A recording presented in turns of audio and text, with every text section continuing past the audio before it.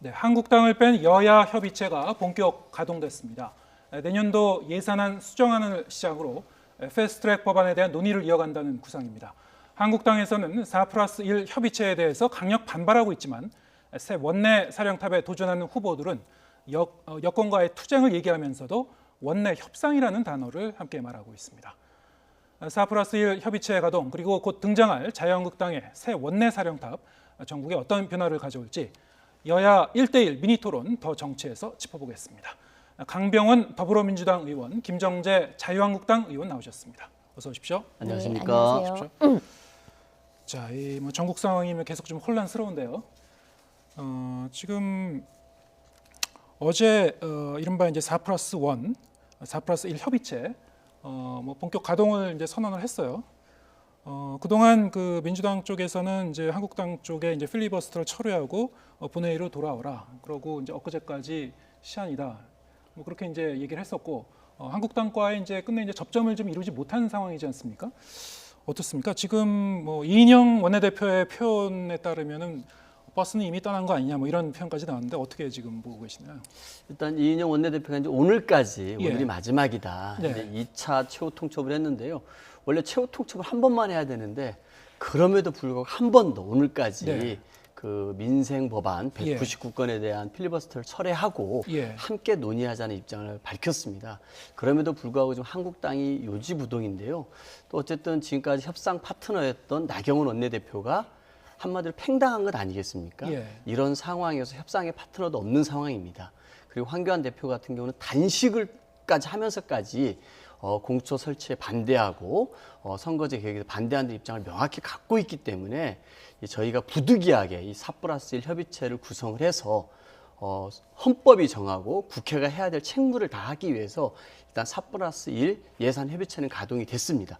왜냐하면 예산안을 12월 9일 본회의에 상정하기 위해서는 적어도 내일까지는 예산안이 나와야지만이 네. 주말 동안에 기재부에서 이 서류 작업들을 다 할 수가 있거든요. 네. 저는 그렇기 때문에 이 민생과 경제 활력 제고 그리고 사회 안전망들 그리고 기술 독립을 위한 기술 강국으로 가기 위한 소재 부품 산업 장비에 대한 투자하기 위한 예산안들이 이번에 통과돼야 하기 때문에 저희가 4+1을 부득이하게 가동을 했습니다만 지금이라도 한국당이 199건 민생 법안에 대한 필리버스터를 철회하고 예산안 논의에 참여해 준다라면은 저는 여전히 기회는 있다. 버스가 떠날 시간이 떠났지만 지금이라도 함께 타고 한국당의 좌석이 마련돼 있다고 생각합니다. 네, 지금 버스가 아직 안 떠났다고 그러시는데 한국당 쪽 입장 어떻습니까? 버스가 떠나든 안 떠나든 예. 저희가 앉을 좌석을 아주 뽑아내버린 것 같아요. 네. 민주당은 협상할 뜻이 전혀 없는 것 같습니다. 한국당은 지난 금요일부터 일관되게 요구하고 있는 게 있습니다. 자, 민생 법안부터 처리부터 하자. 원포인트 회의를 열어라. 예. 본회의를 빨리 열어달라. 일관되게 주장하고 있습니다. 이런 우리의 목소리는 아예 외면하고 자기 목소리만 내는 겁니다. 민주당은. 그러니까 협상의 자세가 전혀 안 돼 있는 거죠. 소위 말하면 나는 일당이다. 그리고 여당이다. 니네 제1야당 108석 가지고 아무것도 못한다. 우린 니네 밟고 지나가겠다. 이겁니다. 왜? 우리에게는 2, 3, 4, 5중대까지 있으니 그냥 우리는 우리 하고 싶은 대로 다 하겠다는 이런 태도입니다. 정말 오만 불손 독재 태도죠. 이런 태도를 야당이 그냥 묵과하고 그냥 지나갈 수는 없는 거 아닙니까? 저희도 의회의 민주주의를 위해서는 어떤 고난과 시련이 있더라도 야당 역할을 반드시 해야 된다는 게 저희 기본 입장이고요. 몇 가지 정리하자면 조금 전에 제가 얘기했다시피 첫 번째, 민식이법을 비롯한 저희 포항지진법도 있습니다. 모든 민생 법안 먼저 원포인트로 처리하자는 겁니다. 그럼 필리버스터 다 처리합니다. 그러니까 네. 원포인트로 민생 법안을 하겠다고 말씀만 해주시면 다 처리하겠다는 입장이에요. 그다음에 지금도 아까 말씀하셨지만 필리버스터 때문에 아무것도 못한다 그러는데 핑계예요. 그다음 두 번째 예산입니다. 예산은 다 아시다시피 513조 5천억, 약 514조입니다. 예. 국회는 예산을 관리 감독할 우리 세금이에요. 관리 감독할 의무가 있습니다. 당연히 여야가 같이 해야죠. 그런데 필리버스터 한다고 해서 예산을 논의를 하다가 갑자기 중단하고 한국당을 빼버린 겁니다. 도대체 이거 어느 나라에 살고 있는지 모르겠어요. 저희가 갑자기 북한으로 건너간 것도 아니고 이런 태도는 지금 한두 번이 아닙니다. 지금 선거법, 공수처법도 마찬가지입니다. 한국당이 다른 의견을 가졌다고 해서 아예 팽시키고 왕따시키고 따돌리고 그리고 지금 같이 호흡을 함께 할 수 있는 서로가 이해관계를 주고받을 수 있는 그런 지금 2, 3, 4, 5중대만 가지고 4+1을 하겠다. 이거는 정말 정체불명의 그 야합 집단이고요. 전례가 없습니다. 우리 국회가 이런 선례를 남긴다면은 정말 후대에 역사의 죄를 짓는 겁니다. 지금 그래서- 말씀하신 대로 네. 뭐 여러 가지 뭐 민생 법안이라든가 네. 다른 이제 시급한 법안들도 있고 좀 포항 그 지진특별법. 지진특별법 네. 뭐 그 통과 그쪽이 지난 지역 금요일 보시니까 날 직접 발의하신 건가요? 네, 제가 직접 그러면은 발의했지만 아니요, 민주당이 예. 민주당이 함께 같이 여야가 합의했는데요. 필리버스트라는 건 어떤 법안이 반대하는 게 아닙니다. 네. 필리버스트라는 것은 어떻게 생각하면 의회가 무제한 토론을 하면서 지연을 시키는 거죠. 이건 근데 합법적인 거고요. 발의하신 법안에 대해서는 필리버스터를 걸어놓은 겁니까? 지금 모두 걸어놨는데 이거 예. 이제 다 저희가 다 안 하고 일단 원포인트 민생 법안만 하자는 거 제안을 예. 했습니다. 민생 법안 제안한 것은 필리버스터 안 하겠다는 거예요. 예. 그래서 지금 민생 법안을 처리를 하겠다고 답을 주시면 필리버스터를 그 법에 대해서는 다 처리를 하겠다는 제가 한 건데 말씀 드리면 답을 안 주시는 예. 거예요. 일단은 그 예산안에 대해서 잠깐 말씀드려 보면은요. 이 국회 이제 예산안이 정부 예산안이 513조 5천억이거든요. 예. 이 정부 예산안은 다른대로 의미가 있습니다. 아까 말씀드렸듯이 민생을 챙기고 경제 활력을 제고하고 그리고 일본에 대해서 기술 강국, 독립을 하기 위해서 소재 부품 산업 장비들이 더 많은 투자를 하고 예. 이런 것들이 다 포함되어 있는 내년도 나라 살림 예산입니다. 근데 이 예산안이 국회에 오자마자 나경원 원내대표가 뭐라고 했냐면요. 14조 5천억을 깎겠다고 했습니다. 네. 그 내용이 뭔지 뭘 깎겠다는 건지도 없어요. 무조건 14조 5천억을 깎겠답니다. 왜? 500조 넘는 거를 깎아서 499조를 만들겠다는 겁니다. 적어도 정말 생각 있는 정당이고 민생을 생각하는 정당이라 그러면은 그 예산안을 가지고 상의를 해봐서 논의를 해봐서 심사를 해서 이거는 과하니까 삭감하고 이거는 증액합시다 해야 될 거 아닙니까? 예. 각 상임위별로 논의하니까 의원들이 오히려 막 8조, 10조 이상을 증액을 했어요. 예. 513조 예산도 모자라서. 예. 저는 그렇기 때문에 이 예산안에 대해서 한국당은 아무런 할 말이 없습니다. 왜 예산안 심사가 진척이 안 됐냐면요. 원내대표한테 그렇게 무조건 14조 5천억을 삭감하라는 지침을 받았으니 예산안 심사가 되겠습니까? 될 수가 없는 겁니다. 그리고 아까 우리 김정재 의원님 말씀하셨습니다만 왜 통과시켜야 될 법에 대해서 무제한 토론을 합니까? 통과시켜야 될 법들은 이미 여야가 합의해가지고 본회의에 올라온 안건이면은 표결 처리해서 통과시키면 됩니다. 근데 어쨌든 원포인트 지금 열면 처리합니다. 그런데 그것에 예. 대해서 원포인트를 하겠다고 답이 없어요. 190 잠깐만요. 장관을 근데 모두 필리버스터를 거는 예. 거는 말이 안 되고 아니, 말이 아니니까 모순이죠, 원포인트를 모순. 열면 되죠. 민생법안 열면 당연히 이렇게 이제 처리하고요. 한국당 쪽에서는 이제 당연히 민생 법안에 처리합니다. 대해서는 네네. 필리버스터 안 하겠다 지금 그럼요. 얘기를 하고 있는데 네. 민주당 입장에서는 지금 또 이제 믿지를 못하는 그냥 거고요. 다소- 그렇죠. 제가 서로 봐서는 모르는 그렇기 거죠. 때문에 네. 한국당의 저 말이 진정성이 있으려면은요 네. 국회를 마비시키기 위한 그런 정략이 아니라면은 이 199건의 민생 법안에다 필리버스터를 지금 해놨지 않습니까? 예. 이걸 먼저 처리하면 됩니다. 그러면 저희들이 민생 법안을 먼저 통과시키는 거고요. 아니죠. 선거법이라든지 패스트 법안이 올라가면 그때 이거는 필리버스터를 저희가 보장하겠다는 겁니다. 네. 그런데 민생 법안에 대한 필리버스터 걸어놓은 걸 철회하지 않으면서 저희한테 먼저 선거법 철회하라, 공수처 철회하라고 얘기하는 것은 전혀 국회에 민생 입법 통과에 협조할 마음이 없다는 자, 것이죠. 오늘도 이인영 대표께서 법안 처리 순서를 다 얘기하셨어요. 예. 예산안, 선거법, 공수처법, 검경수사권 조정법이라고 얘기를 하셨어요. 예. 우리가 그 안에서 찾고 있었던 건 민생법이에요. 예. 민생법을 먼저 하자는 겁니다. 민생법 서로 지금 신뢰가 다 깨져서 이렇습니다. 저희도 주장하는 것이 민생법을 원포인트, 민생법만 하자는 거예요. 그것만 하겠다 그러면 필리버스터 할 이유가 없습니다. 그래서 저희 지진법 같은 경우는 우리 자유한국당이 당론 발의를 한 겁니다. 네. 아주 적극적으로 민법이죠. 당연히 본회의를 통과시켜야죠. 그래서 지금이라도 늦지 않았으니까 그렇게 선거법 통과시키려고 자꾸 꼼수 부리지 말고 한국당만 그렇게 배제하시려고 그러지 말고요. 그 협상이라는 게 뭡니까? 서로 내어주고 또 받기도 하고 이래서 정말 물밑에서 진정성 있게 하는 겁니다. 그래서 힘 있다고 마구 후드르는 게 아니에요. 그러니까 지금이라도 다른 건 모르겠지만 원포인트로 빨리 민생법안 처리하시고요. 그 다음에 얘기하시자고요. 네, 지금 양당 간에 이렇게 평행선을 달리더라도 네. 어쨌든 그 예산안 처리에 대해서는 뭐 필리버스터 할 수 없는 거 아닙니까? 그렇습니다. 그리고 네. 그 부분에 대해서는 뭐 한국당 쪽에서도 같이 들어와서 협의할 필요성이 네, 상당히 있을 것 같고요. 당연히 예. 그래야죠. 그 부분에 네네. 접점이 있을 것 같은데 네. 지금 뭐 버스가 떠났다고 하는 그 이제 공조 협상, 자유한국당을 제외한 뭐 협상을 시작했지만 거기에 이제 좀 늦게라도 자유한국당 쪽에서 들어와서 협의를 할 수 있는 뭐 시간적인 뭐 여지가 있습니까? 있습니다. 그 이인영 원내대표도 얘기했습니다만 2차 통첩입니다. 오늘까지 같이 해달라고 얘기를 했습니다. 그런데 그러기 위해서는 아까 제가 말씀드렸습니다만 14조 5천억을 무조건 삭감해야 된다는 네. 예산안이 뭔지도 모르면서도 14조 5천억이라는 삭감 목표를 잡고 있으면은 예. 협상이 되겠습니까? 안 되는 겁니다. 선거법도 마찬가지입니다. 같이 들어와서 협상을 할 생각을 해야 되는데 선거법 개정안을 철회하라, 반대한다고 얘기를 합니다. 그리고 공수처 설치해서 반대한다고 얘기하면은 협상이 되겠습니까? 그렇기 때문에 4+1에서는 어떻게 협상안이 모아지고 있냐면요. 이 권은희 안과 백혈안 안에서 네. 백혈안 안을 중심으로 하고 권은희 안이 갖고 있는 기소심의위원회를 받아서 거의 이 통과시킬 수 있는 의원들이 모여져서 단일안이 만들어지고 있거든요. 이 모든 것 자체를 거부하고 있기 때문에 협상이 안 되는 거고 본인들이 버스에 탈 마음이 없으면서 자꾸 시간 끌기 위해서 우리 가려고 하는데 뭐 버스에 자리가 없다라고 얘기하는 것이죠. 이건 정말 민생을 볼모로 잡고 정쟁을 계속하겠다는 것이죠. 어차피 이제 한국당 쪽이 들어와서 협상을 하려면 이제 새 원내대표가 또 새로 선출이 돼서 세팅이 돼서 이제 시작해야 될 문제. 그 부분은 이제 다시 좀 네. 자세하게 여쭤볼 거고요. 지금 얘기한 김에 지금 4+1 잠깐만, 저 예산안 지금 말씀하신 것에 대해서 얘기 좀 할 게 있는데요. 예. 그 예산안 지금 철진한 소리를 하고 있어요. 예. 14조 얼마 깎겠다는 거는 우리가 지난달 처음에 시작할 때고요. 지금 벌써 한 달이 지났습니다. 예. 그러니까 강병원 의원께서는 뉴스를 좀 체크를 하고 나오셨으면 좋겠어요. 그 국회에서 얼마를 삭감하겠다고 이야기를 할 때는 그냥 하는 게 아닙니다. 내부 사정을 다 보는 겁니다. 예. 그런데 저렇게 뭐 소위 말하면 문외 정당인 것처럼 자유한국당을 아무것도 모르는 정당인 것처럼 저렇게 얘기하는 것은 그냥 엄마불손한 거죠. 지금 현재 상황이 어떠냐면 예산안은요, 여야가 지금 물밑에서 지금 계속해서 논의를 하고 있었어요. 그런데 필리버스터를 하겠다고 그러니까 예. 갑자기 중단을 시킨 겁니다. 민주당이. 네. 더 이상 우리 안 해.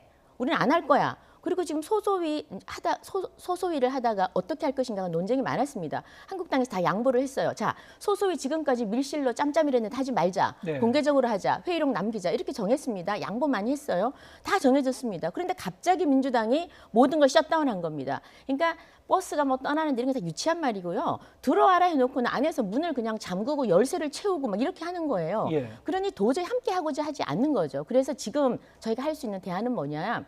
지금 예산안이 한 696건 중에서 예. 쟁점이 되는 거였어요. 그중에 한 30건은 여야가 합의를 했습니다. 여야 합의를 했고 여기서 여야라는 거는 교섭단체 3당입니다. 합의를 했고 지금 한 660건에 대해서 지금 다시 얘기를 해야 됩니다. 그런데 지금 양쪽이 교착 상태로 빠지긴 했지만 예산은 저희가 나라 살림이기 때문에 반드시 통과시켜야 됩니다. 이건 필리버스터 대상도 아니고요. 그래서 지금 다들 작업을 하고 있는 것으로 제가 알고 있습니다. 그래서 지금 내일 6일까지 지금 다 그러니까 조합해서 하는 걸로 알고 있고요. 예. 지금 9일, 10일 민주당의 전략은 뭐냐? 다 나와 있습니다.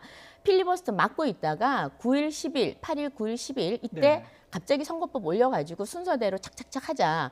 그래가지고 만약 우리가 필리버스터 하면은 민생법안이 통과 안 될 거 아닙니까? 예. 그러면 또 한국당 때문에 민생법안 통과 안 됐다고 뒤집어 씌우고 때리고 쫓아내고 이게 대한민국 집권 여당이 하는 짓입니다. 그래서 저희가 야당이 이런 정말 어떻게 생각하면 인간 사회수로 비하면 폐륜적 행동이에요. 이런 걸 더 이상 저희가 묵과할 수가 없는 겁니다. 그리고 공수처법은 국민들이 이제 너무나 얘기를 많이 들어서 이번에 저희 두 큰 사건, 국정농단 사건인데요. 좀 진행을 하시게끔 네네. 말을 좀 그러니까 줄여주시죠. 공수처법만큼은 저희가 막겠다라는 의지를 수없이 피력했기 때문에 예. 이 부분만큼은 진행을 하실 수 있게끔 협조를. 예, 지금 뭐 지금 표현의 수위가 이제 점점점 이제 올라가는 것 같은데 팩트만 좀 얘기를 해주시기 바랍니다. 제가 좀 정리를 네네. 하겠습니다. 일단 그러면은 그 한국당을 제외한 상태에서 이 다른 야당과 이제 협의를 이제 진행하고 계신데 그렇습니다. 그 지역구하고 비례대표 의석에 대해서는 뭐 어느 정도 좀 조율이 되고 있는 단계입니까? 뭐 언론에도 나왔습니다만 저희 같은 경우는 어쨌든 한국당 같은 경우는 작년 연말에 나경원 원내대표가 합의문에 사인한 게 뭐냐면은 예. 연동형 비례대표 도입을 적극 검토한다고 하지 않았습니까? 예. 그럼 적어도 한국당도 내놔야 될 선거제 개혁안에는 뭔가 연동형 비례대표에 대한 고민이 있어야 됩니다만 한국당이 던진 안은 뭐였습니까? 오히려 270석으로 의석수를 줄이고요. 비례대표제를 아예 없애버리고 거기에 연동형 비례대표제하는 고민은 아예 없는 안을 내놨기 때문에 한국당과 다른 당들이 따라가고 있는 겁니다. 저는 그리고 이 4+1 내에서는 적어도 225대 75라고 이 합의안에서 최대한 이 통과의 가능성을 높이기 위해서 합의의 수준을 높이기 위해서 245대 55, 250대 50 이런 다양한 안들이 논의가 되고 있고요. 여기에서 이제 연동률을 어느 정도 할 것이냐 이 문제가 논의가 되고 있습니다. 그 중에서 250대 50이 좀 유력하게 뭐 언급이 되고 있는 것 같은데 뭐 그렇습니다. 확정된 건 아니죠. 예, 확정된 것은 아닙니다만 특히 이제 호남 지역의 의석수를 갖고 있는 예. 대한신당도 꼭 같이 동참을 해야 되기 때문에 예. 호남 지역 의석 축소를 좀 최소화할 수 있는 그런 방안들이 좀 유력하게 논의되는 걸로 알고 있고요. 예. 이 문제만 타결이 되면은 선거제 개혁안에 대해서는 이 4+1에서 단일안이 만들어지는 겁니다. 근데 이 선거제 개혁안과 관련해서는 한국당이 그 270석이라고 하는 예. 의석수를 줄이고 연동형은 아예 생각지도 않고 비례대표도 아예 폐지해버리는 이 안을 고집하는 한 저는 협상은 불가능하다고 생각하고요. 거기에 관해서 정말 한국당이 좀 전향적인 자세를 갖고 와야 되고 이것은 작년 연말 나경원 원내대표가 국민들께 약속하고 서명했던 사안입니다. 합의 사안입니다. 글쎄요, 이 뭐 선거의 룰을 정하는 건데 네, 네. 사실은 선거에, 네, 네. 뭐 이건 어떤 합의에 의해서 가는 게 뭐 원칙론적으로 맞죠. 맞지 네, 않습니까? 네. 근데 뭐 여기서 계속 지금 그 공조 협의를 하셔서 어떤 안을 도출한다고 하더라도 나중에 또 이제 한국당이 뒤늦게 들어와서 합의를 할 때는 또 내용이 또 달라질 여지도 있는 것 같아요. 근데 지금. 제가 봐서는 예. 그렇습니다. 만약에 이제 250대 50으로 합의가 되면은요. 예. 지금이 253 지역구에 비례대표가 47석 아닙니까? 예. 그러면 3석 차이밖에 없는 겁니다. 이 정도 합의안까지 만들었는데 한국당이 들어오지 않는다. 네. 라는 이유는 딱 하나거든요. 여기에 연동형 비례대표제에 예. 그 고민이 들어있기 때문에. 네. 그렇기 때문에 한국당은 별 변화도 없는 선거제 개혁안에 합의 안 했고 자기들이 약속했던 연동형 비례대표제 적극 검토하겠다는 것을 내팽개 쳐버린 정당이 되는 거죠. 제가 봐서는 국민들이 뻔히 볼 거라고 생각합니다. 지금 그 한국당이 좀 그 내부적으로는 약간 좀 며칠 동안 어수선했는데요. 이제 당직자를 교체하고 뭐 엊그제는 이제 그 나경원 원내대표의 임기를 연장하지 않기로 하면서 뭐 좀 그 시끌시끌했습니다. 네. 지금 그 당내 분위기는 어떤가요? 오늘 같은 경우에. 당내 분위기는 어제 하루 조금 여러 가지 의견이 있었습니다만 예. 어제 나경원 대표께서 임기까지만 하시고 더 이상은 하지 않겠다고 충분히 그 최고위의 의견을 따르겠다고 하셔서 다들 마무리됐고요. 지금은 이제 세 분이 네. 그 원내대표 출마를 하시는 걸로 하셨고 또 더 아마 주말 동안 더 나올 것 같습니다. 근데 지금 뭐 예, 출사표를 던진 분들이 한 세 분 정도 되시죠. 말씀하신 걸 들어보면은 뭐 협상이라든가 아니면 타협이라든가 뭐 이런 키워드들이 좀 나왔던 것 같아요. 근데 좀 협상이라는 분위기가 좀 건 달라질 것 그러니까 같습니다. 나 대표께서도 네. 끊임없이 얘기했던 게 전쟁 중에도 협상한다는 말을 끊임없이 하셨어요. 예. 자, 그 말은 같이 협상을 하자는 겁니다. 협상을 하자는 거고 그 강병원 의원님께서는 늘 이제 옛날 뉴스에 자꾸 그 최근 뉴스를 안 보시는 것 같은데 270석의 비례대표를 안 한다고 한 이후에 네. 많은 말씀을 하셨어요. 우리 당에서 많은 제안을 했습니다. 예. 얼마든지 플렉스블하게 유연성 있게 논의할 수 있다는 얘기를 많이 했어요. 예. 그런데 자 국민들 입장에서 한번 보시자고요. 국민들은 250석을 하든 240석을 하든 25석을 하든 연동형 비례제를 하든 뭘 하든 관심 없습니다. 지금. 국민들은 뭐냐면 지금 정말 어려워진 경제 도대체 누가 살릴 거냐는 거예요. 문재인 정부 믿고 찍어줬는데 속된 말로 경제 엉망진창으로 만들어서 내가 못 살겠다는 거예요. 집값 잡겠다고 하면 전세값 뛰고 서울과 지방은 더 격차 벌여놓고 일자리 없어지고 점점점 삶이 팍팍해진다는 겁니다. 근데 니네 지금 뭐 하냐는 거예요. 숫자 가지고.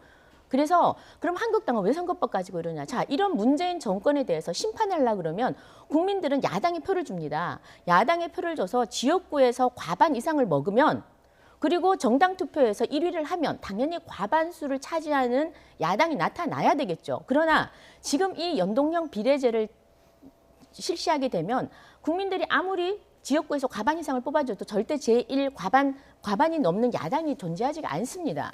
그래서 문재인 정부를 견제할 수가 없는 거예요. 그렇기 때문에 저희가 지금 독재란 얘기를 하고 문 정권의 연장을 위해서 이 선거법을 한다고 하는 겁니다. 그래서 이 선거법이 단순한 게 아니고요. 잠깐만요. 네. 이를테면 한국당이 어느 정도의 지지율을 얻고 나서 다른 야당과 다시 또 이 공조 체제를 구성하면 되는 거 아닙니까? 그러니까 현실을 저희가 외면을 할 수는 없죠. 자, 그렇게 되면 뭐 물론 말씀하신 대로 됩니다. 가짜 뭐 위성 정당을 만들어서 지역군 여기 찍고 뭐 비례는 저기 찍으라 하는 이상한 여태까지 한국 정치사에서 또 뭐 헌정사 한 번쯤 보지도 듣도 보도 못한 이상한 우리가 선거를 치르게 될 텐데요. 정상적인 방법을 놔두고 왜 이렇게 이상한 걸 하냐는 거예요. 누군가 이익을 본다는 거예요. 그 누군가가 정의당이고 그 정의당과 야합을 지금 하고 있는 것이 민주당이라는 겁니다. 네. 그래서 국민들의 마음을 고스란히 담아낼 수 있는 정상적인 선거를 치르자는 게 저희 생각이고요. 이런 걸 바로 담아야 많이 균형 잡힌 대한민국으로 갈 수 있다는 겁니다. 그래서 저희가 지금 선거법을 절대로 이거는 연동형 완전 연동 지금 100%는 이제 많이 줄어서 50%고 지금 40%까지 내려간다는 말은 있는데요. 저는 진정성 있게 한국당도 이렇게 전국을 교착 상태로 가는 거 원하지 않습니다. 그래서 뭐 지금 지도부든 아니면 향후에 또 새로 지도부가 구성되든 진정성 있게 정말 다시 정치가 복원돼야 된다고 생각을 합니다. 그러려면은 여당이 힘이 있잖아요. 여당이 자리를 깔아주셔야죠. 그리고 제일 야당 같이 하자. 그리고 정말 밤에 만나시든지 밤새 만나시든지 하셔서 어떻게 하는 게 국민을 위한 건가 한번 논의를 해보시는 게 저는 바람직한 정치라고 어쨌든 뭐 지금 봅니다. 시간이 뭐 별로 없는데요. 없습니다. 시간이 없고 지금 두 분 말씀 들어보면은 이제 뭐 완전 평행선이고요. 그렇죠. 예, 제가 접점을 봐서 찾을 김정재 수가 없는데 의원님 어쨌든 네. 뭐 이 부분에 대해서는 뭐 여기서 좀 정리해야 될 것 알겠습니다. 같습니다. 이뭐 9일쯤 해서 본회의를 열지 모른다라는 지금 시나리오가 나오고 있습니다만 네, 그렇습니다. 그 이후에도 각 당들이 뭐 어떤 그 접점을 찾을 수 있는 여지가 있는지 그건 좀 지켜봐야 될 것 같고요. 지금 또 하나의 뭐 전국에 이제 뜨거운 이슈가 있기 때문에 현재 그 여권과 검찰 간의 상당한 좀 뭐 어떻게 보면 뭐 전면전 양상인 것 같기도 하고요. 네. 청와대 민정수석실을 둘러싼 여러 가지 의혹들이 불거지고 있는데요, 연일. 어젯밤에는 이제 그 청와대의 이른바 이제 하명 수사 의혹의 이제 최초 제보자가 경쟁 상대의 뭐 측근이었다, 뭐 이게 밝혀졌어요. 네. 그리고 오늘 뭐 그 당사자인 이제 송병기 울산 부시장이 입장을 다시 한번 낼 거라는 그 얘기가 있었는데, 자, 이 부분을 좀 어떻게 보고 계신지 여쭤보겠습니다. 일단은 하명 수사라는 말이 맞을까 싶습니다. 예, 네. 왜 그러냐면은 그 김기현 시장이 피고발인이었습니다만 이 김기현 시장을 경찰이 소환 조사도 안 했다는 건 팩트 아닙니까? 네. 그리고 원래 이거에 대한 정확한 명칭은 김기현 시장 비서실장과 그 동생에 대한 수사였거나 예. 혹은 측근 비리에 대한 수사 아니었습니까? 저는 그게 맞다고 봅니다. 근데 검찰이 이거에 관해서 마치 김기현 시장 무슨 수사권으로 명칭을 써가지고 기자들한테 문자를 보냈는데 그건 절대 옳지 않다고 보고요. 이 경찰이 김기현 시장 주변을 압수수색하고 수사할 때 검찰이 단독으로 압수수색 영장을 법원에서 받았겠습니까? 검찰에 요청을 하고 검찰이 검토해가지고 이거를 법원에 요청해가지고 발부받아서 한 거 아니겠습니까? 경찰 단독으로 수사할 수가 없습니다. 울산지검, 검찰이 함께 수사 지휘를 해서 그 사건을 수사했던 것입니다. 그런데 이제 와가지고 1년 8개월이 지난 다음에 와가지고 그 울산지검에서 수사했던 거를 중앙지검으로 올려와가지고 이거 청와대가 하명 수사라고 했다라는 것은 당시 그러면 검찰이 수사 지휘했던 건 뭐가 되겠습니까? 네, 잠깐만요. 근데 네. 제가 여쭤봤던 거는 이번에 새로 이제 밝혀진 사실, 어제 뭐 그 청와대 쪽에서 고민정 대변인이 브리핑을 했습니다만 외부인이 이제 제보를 했었던 거다. 네. 그리고 공무원이라고만 얘기하고 이제 이름은 얘기하지 않았었는데 이제 송병기 부시장이라는 게 이제 밝혀진 거 아니겠습니까? 이 부분은 사실은 좀 더 이제 설명이 좀 필요할 것 같아요. 왜냐하면은 그 어쨌든 그 시점도 지방선거를 몇 개월 앞둔 시점이었는데 이 경쟁 후보의 측근에 대해서 이런 식으로 이제 제보를 했고 그것이 어쨌든 간에 청와대를 거쳐서 경찰에 제보된 건 이제 확인이 된 거기 때문에 예, 맞습니다. 그 분명히 어떤 그 오해 여지가 있거든요. 네. 맞습니다. 이분이 그 어쨌든 울산시청의 고위 공무원 아니었습니까? 예. 2015년까지는 예. 그 뒤에 울산발전연구원으로 갔습니다. 네. 그때부터 어쨌든 김기현 시장에 대한 불만을 품었다는 거 아닙니까? 예. 그렇다 그러면 충분히 이분이 김기현 시장 주변의 비리에 대해서 뭔가 수집을 하고 네. 이런 것들에 관해서 좀 이렇게 감정적으로 안 좋았을 수는 충분히 있다고 개연성이 느껴지지 않습니까?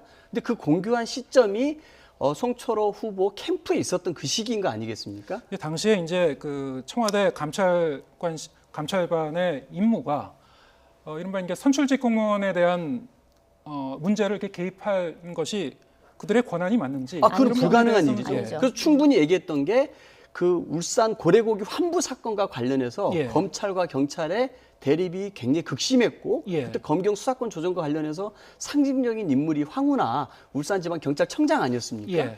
여기에 대해서 검사에 대해서 수사하려고 하니까 검찰 측에서 굉장히 수사 방해를 많이 했고 이것에 대한 감찰 차원에서 내려갔다라는 게 고인의 주장 아닙니까? 네. 저는 그런 부분들에 관해서 이것이 하명 수사가 아니라 예. 무슨 김기현 선출직 시장을 감찰하기 위한 것이 아니라 울산 고래고기 환부 사건을 둘러싼 검경 간의 갈등에 대해서 감찰하러 갔던 것이 저는 예. 맞다고 봅니다.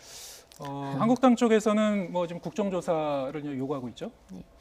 아니 이 사건은 지금 굉장히 큰 사건입니다. 이게 지금 뭐 아무리 손바닥으로 하늘을 가리려고 가려지지 않는 거예요. 이건 소위 말하면 정권이 직접 나서서 지방선거에 개입해서 선거 공작을 한 겁니다.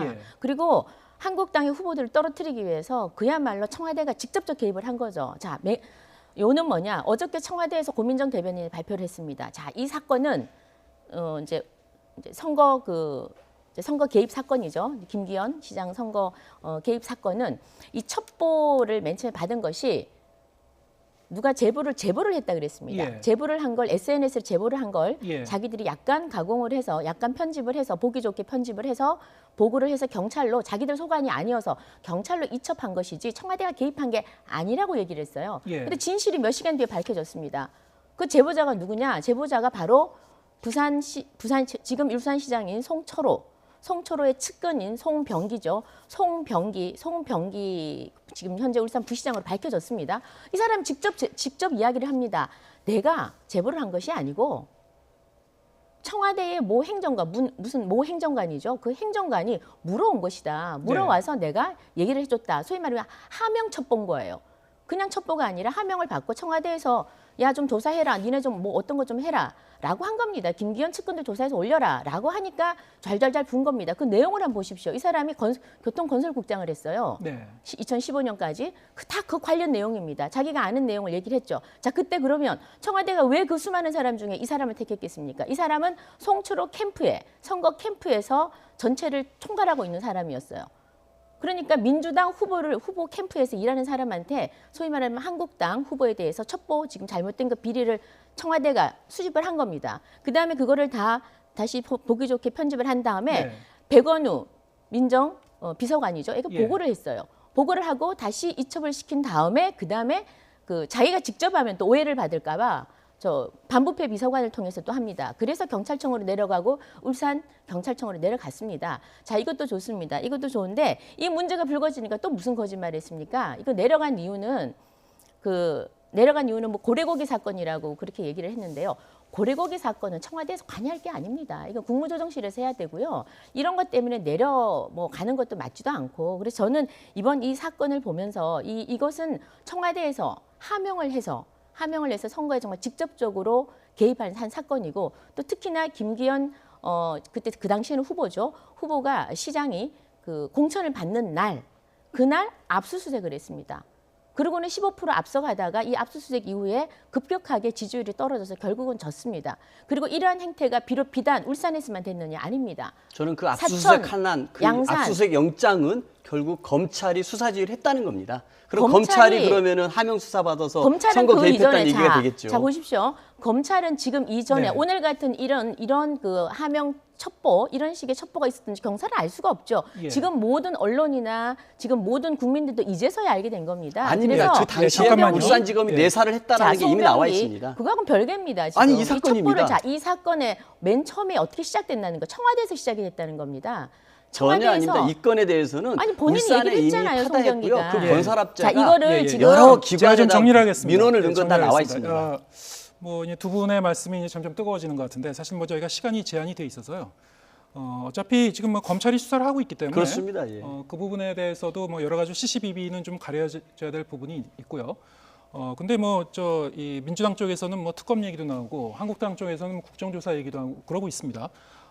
어떻습니까? 지금 사실은 이제 검찰이 이 정권의 어떤 권력의 중심부에 있는 사람들의 이름이 이제 나오는 이런 사건에 대해서 이렇게 수사를 하고 있다는 거는 어떻게 보면은 근데 검찰의 수사를 좀 지켜봐야 될 부분도 있지 않냐 이런 그 지적도 있습니다. 제가 봐서는 이렇게 그 첩보가 어디서부터 먼저 시작됐는지는 저는 충분히 그 검찰의 수사하면 저는 나올 거라고 봅니다. 좀 지켜봐야 될 문제인 것 같고요. 그래서 이게 하명 수사인 것인지 아니면 정말 일반적인 행정상의 첩보가 들어온 것을 이첩해서 시작된 것인지 보면 될 것 같습니다. 근데 최근에 보면은 이 검찰과 한국당의 이런 검은 거래, 커넥션 짬짬이가 너무 정도가 심합니다. 이 우리 국민들이 한국당이 국회에서 폭력을 휘두르고 선진화법 위반한 건 다 봤습니다. 검찰이 그거를 다 조사해가지고 송치 의견까지 할 정도가 됐는데 검찰이 가져가 버렸죠. 이 건에 대해서는 아무런 수사 진전이 없습니다. 여기에 대해서는 검찰과 한국당이 이해관계가 일치하는 겁니다. 왜? 네. 공수처를 반대해주고 네. 검경 수사권 조정을 반대해주는 한국당을 철저하게 보호하겠다는 이 검찰 기득권을 지키는 검찰과 한국당의 이해와 요구가 맞아떨어지기 때문에 이런 패스트트랙 수사에 대해서는 전혀 진전이 없고요. 예. 나경원 원내대표에서 수많은 사람들이 자녀 입시 비리에서 고발했습니다만 전혀 진전이 없습니다. 황교안 대표도 마찬가지입니다. 그리고 계엄령 문건에 대해서 많은 사람들이 고발했습니다만 이렇게 뭔가 명백한 사안에 대해서는 일절 수사가 진정되지 않습니다. 검찰이 선택적으로 수사하고 본인들의 검찰권을 자의적으로 남용하고 있는 거죠. 왜? 검찰 기득권을 지키기 위해서. 이 과정에서 한국당은 철저하게 검찰 편을 들어주고 있는 겁니다. 그리고 이 검찰 개혁에 앞장서고 있는 게 청와대이고 여당이기 때문에 관련된 수사에 대해서는 철저하게 표적 수사로 전방위를 하고 있는 것이 정말 심각한 문제가 아닐 수 없습니다. 지금 뭐 양당에서 지금 말씀하시고 있는 거를 들어보면은 사실 뭐 지금 뭐 청와대와 이제 그 검찰 간의 갈등도 있고요. 여와 야 사이의 어떤 공방도 있기 때문에 이게 좀 더 실체가 이제 밝혀질 부분이 너무 많은 것 같아요. 어디까지가 주장이고 어디까지가 팩트인지 좀 이게 막 섞여 있기 때문에. 그래서 일단요 검찰이 이제 수사를 하고 있으니까요. 뭐 지켜봐야 될 검찰 부분인 지금 것 같고요. 문제는요. 검찰이 지금 제대로 수사를 하고 있는데 네. 청와대와 여당이 끊임없이 지금 검찰을 압박하고 괴롭히고 있습니다. 지금 뭐라 그러고 있습니까? 과도한 수사다. 정치 개입하지 마라. 가만히 있지 않겠다. 지금 이러잖아요. 성역 없는 수사를 할 수 있도록 좀 내버려 두세요. 그냥 내버려 두시고요. 패스트트랙 지금 선진화법 조사하고 있어요. 관련해서 성역 없는 수사가 되고 성역 있습니까? 없는 수사하고 있습니다. 지금 어떤 얼마 전에도 수사도 진행이 안 되고 있습니다. 운영이 아니 얼마 의원님도 전에 압수수색이 국회 있고 선진화법 저는 위반하셨습니다만 세개 걸려 소환 있어요. 조사에 세개 응하셨어요? 아니 저는 끝나고 간다 그랬습니다. 그러니까 왜 안 저런 가십니까? 식으로 네. 지금 저런 식으로 예, 그런 잠깐만요. 식으로 아무래도 정권의 뭐- 비리를 덮을 예. 수가 없습니다. 비리를 덮는 게 그러니까 그게 아니라 괜히 한국당 검찰과 의원들 끌고 들어가지 한국당의 말고요. 검은 거래입니다. 검은 검찰 거래를- 개혁을 아니, 자초시키고자 하는. 아니 검찰이 제정신이 아닌 이상은 왜 힘없는 야당하고 거래를 하겠습니까? 예, 알겠습니다. 힘 있는 여당하고 문재인 정권하고 하죠. 그래서 문재인 대통령과 청와대 그리고 민주당의 말을 안 듣는다고 해서 갑자기 그 멋지고 정의롭게 칭찬했던 윤석열이를 이렇게 몰아붙이고 검찰을 몰아붙이는 거 좀 부끄럽게 생각하셔야 됩니다. 예, 뭐 어쨌든 뭐 이 부분에 대해서는 좀 더 수사를 지켜봐야 될 것 같습니다. 예. 예, 오늘 이제 강병원 더불어민주당 의원 그리고 김정재 자유한국당 의원과 함께 얘기 나눠봤습니다. 고맙습니다. 고맙습니다. 감사합니다.